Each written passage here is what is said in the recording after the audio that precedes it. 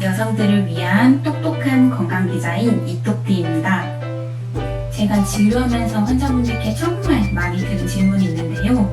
바로 어떤 음식들에는 에스트로겐이 있다던데 먹어도 되나요? 하는 거예요. 우리 젊은 여성분들은 자궁이나 유방 관련해서 약간은 걱정스러운 마음에, 그리고 반대로 우리 갱년기 어머님들은 먹으면 몸에 좋을까 해서 많이들 물어보십니다. 그런데 제가 이거에 대해서 환자분들과 얘기를 나누다 보면 항상 느끼는 것은, 우리 환자분들께서 이제 궁금은 하신데 요즘 워낙 하더라 하는 정보도 많고 광고성 정보도 많다 보니까 어디서 정확한 정보를 얻을 수 있는지를 많이 어려워하시는 것 같더라고요. 그래서 이참에 한번 정리를 해보면 좋겠다 싶어서 이렇게 영상으로 가지고 오게 되었습니다. 과연 음식에 에스트로겐이 있는지, 먹으면 좋은지 안 좋은지, 먹는다면 무엇을 얼마나 어떻게 먹어야 좋을지 궁금하시죠? 오늘 이 영상을 보시고 나면 우리 그런 에스트로겐이기 때문에 먹는 게 걱정이셨던 분들, 그리고 우리 갱년기 어머님들도 어떻게 먹어야겠다 하고 감이 오실 거예요. 그럼 시작해 볼게요. 우선 먹을지 말지를 논하기 전에 음식에 에스트로겐이 있나요?에 대해서 이것이 사실인지부터 먼저 살펴봐야겠는데요. 에스트로겐이라는 것은 많은 분들이 알고 계시겠지만 주로 여성의 생식기관에서 생산 분비되는 여성 호르몬이에요. 에스트로겐의 역할은 여성의 생식 능력이랑 유방에 작용하는 것뿐만 아니라 뼈, 뇌, 그리고 심혈관계, 콜레스테롤 대사까지 관여하는 것처럼 많은 역할이 있어요. 그래서 에스트로겐은 가임기 여성에서는 주로 생식기관인 난소에서 생산이 되고요. 그 외에는 부신이나 지방에서 전환이 되어서 만들어질 수도 있습니다. 그럼 과연 몸에서 만들어지는 에스트로겐 말고 음식으로 먹어서 에스트로겐 자체를 섭취할 수 있을까요? 아니요. 제가 오늘 다루고자 하는 식물성 에스트로겐은 이름만 에스트로겐이지 사실상 진짜 에스트로겐은 아닙니다. 식물성 에스트로겐이라고 일컬어지는 성분들은 먹었을 때 몸에서 에스트로겐 같은 역할을 약하게 낼 수 있는 성분들을 얘기하는데요. 그럼 에스트로겐도 아닌데 어떻게 에스트로겐과 유사한 작용을 낼 수가 있는지, 그것의 관건은 호르몬 수용체라는 것에 있습니다.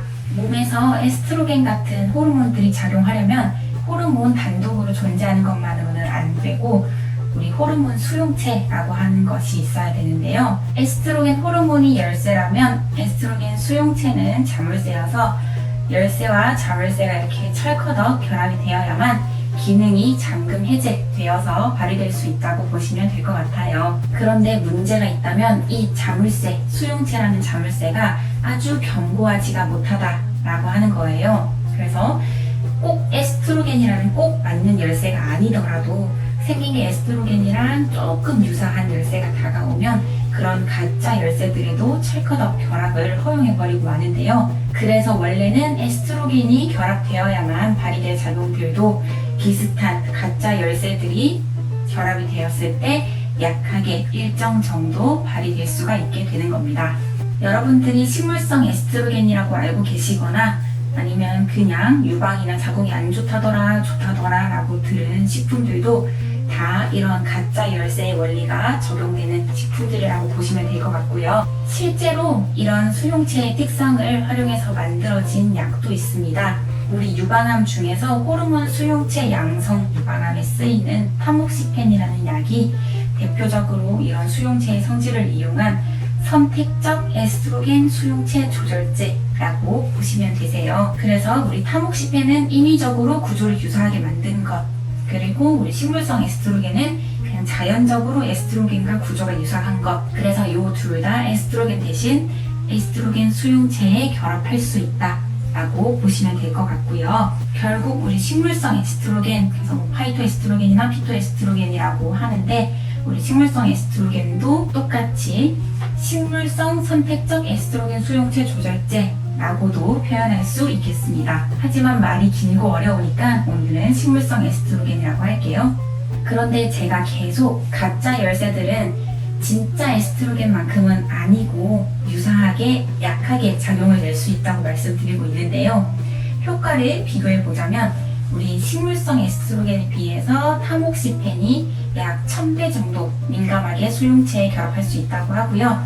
아무래도 인위적으로 정교하게 치료 목적으로 만든 약이다 보니 결합력이 더 뛰어날 수밖에 없겠죠.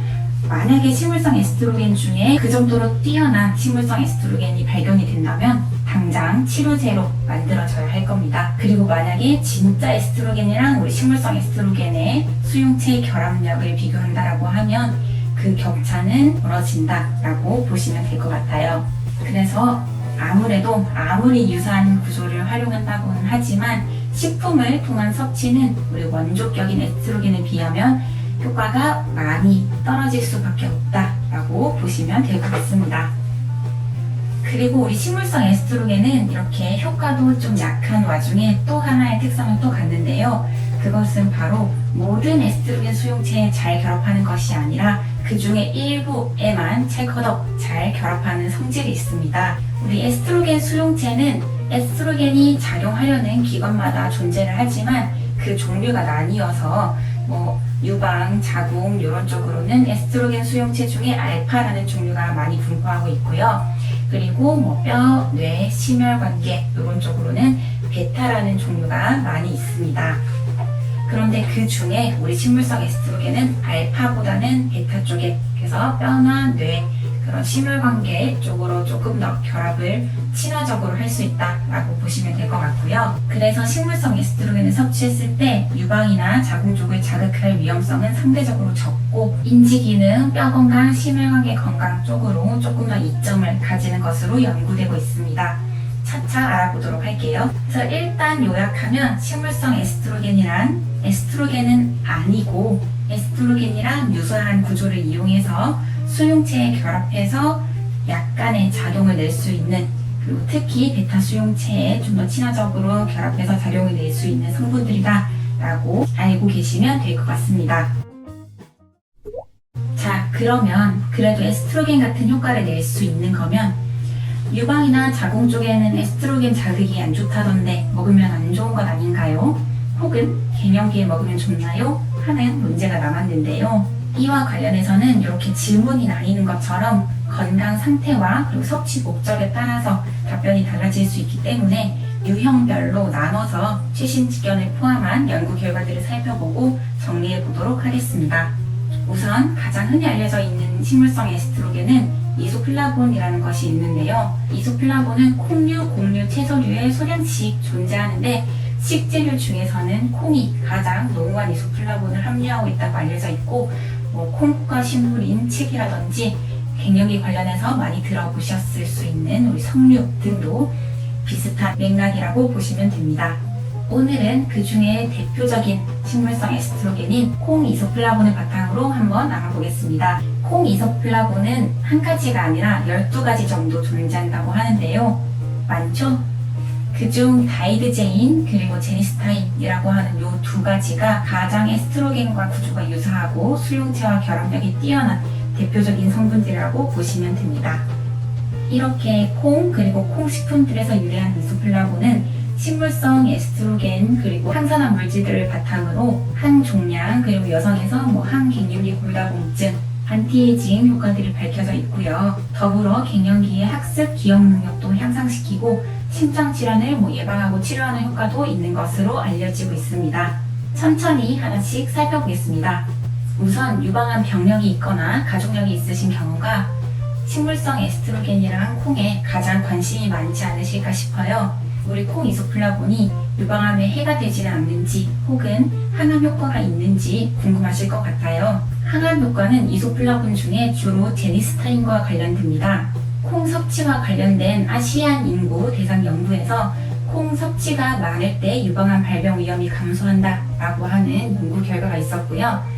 과거에 유방암이 특히 동양인보다 서양인에서 많이 발병을 하는 그 이유를 찾으려고 했을 때 특히 이러한 섭취의 차이가 하나의 요인으로 지목이 되었었습니다. 우리 아시안 동양인들은 하루에 식물성 에스트로겐을 25에서 30ml 정도 섭취했던 반면에 서양인들은 1ml 정도로 아주 적게 섭취하는 그런 차이가 있었다고 하지요. 그러나 반대되는 연구 결과들도 존재를 하고요. 세포 실험을 했을 때 우리 제니스타인, 그 콩 이소플라본도 에스트로겐처럼 용량 의존적으로 암 유발이 가능했다라고 하는 연구 결과도 있었습니다. 그래도 대체적으로는 우리 이소플라본이 유방암에 대해서 영향이 없음을 밝히고 있는 연구들이 우세하긴 하지만 논제는 아직 지속 중입니다. 그리고 유방암을 유발하느냐, 위험을 높이느냐 하는 문제가 아니라 유방암을 이미 진단받은 여성들을 대상으로 했을 때는 어떤 연구 결과들이 있냐면 상하이에서 유방암 진단 후 생존자들을 대상으로 조사했을 때 콩 섭취가 이후에 재발률이나 사망률을 낮춘다라고 하는 연구가 있었고요. 이후에 미국이나 중국에서 수행된 비슷한 연구들도 유사한 결론을 내린 바 있습니다. 그래서 2012년부터 2015년에 걸쳐서 연구들이 유방암 여성에서 콩 섭취가 안전하다라는 결론을 내었다고 최신 지견은 정리하고 있습니다. 사실 연구들 간에 세포 실험, 동물 실험과 같은 실험 방법의 차이도 있고 그리고 모든 인종에 일률적으로 결과를 적용하기 어려운 인구학적 차이도 있고 그리고 연구 결과들 사이에 상반된 연구 결과가 나오는 이런 결과적인 차이도 있어서 완전한 결론을 내리기는 어렵지만 그러나 대부분은 식품으로 콩, 두부 등을 섭취하는 것은 안전하다라는 결론이 많습니다. 섭취 용량은 정해진 것은 없지만 고농도의 콩 가공식품이나 보조제 형태의 섭취보다는 자연적인 식품의 형태가 좀 더 안전하겠고요. 특히 에스트로겐 민감성 유방암 환자나 유방암 고위험 환자에서는 추후 조금 더 믿음직한 임상 데이터가 누적이 될 때까지는 고농도의 지속적인 섭취는 주의하시는 것이 좋겠습니다. 그리고 내가 유방암 병력이 있거나 가족력이 있다면 이런 식물성 에스트로겐이 해가 될까봐 꼭 피해야 하나 하는 것보다 중요한 것은 정기적인 관찰 그리고 평소에 자가검진을 자주 해보시는 것이고요. 그러면서 웬만하면 일상적으로 섭취하는 콩, 두부, 식품 같은 것들을 피할 필요가 없다. 하지만 맹목적으로 고농도로 지속적으로 섭취하는 것은 추천할 수는 없다고 보시면 될 것 같습니다.